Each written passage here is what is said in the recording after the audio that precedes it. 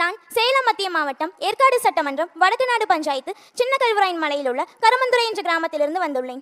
நான் இங்கு வந்ததின் நோக்கம் எங்கள் மலைவாழ் மக்களின் வாழ்க்கை நிலையை தெரியப்படுத்தவே அண்ணா.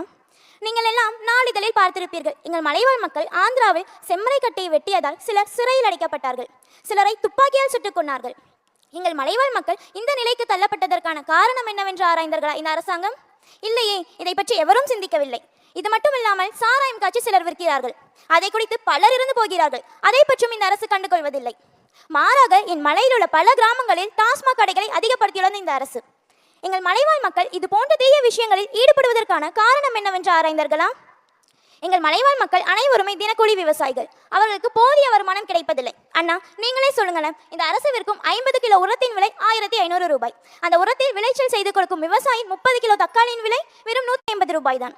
இப்படி மதிப்பில்லாமல் போயிற்று எங்களின் விவசாயிங்க இனம். எங்கள்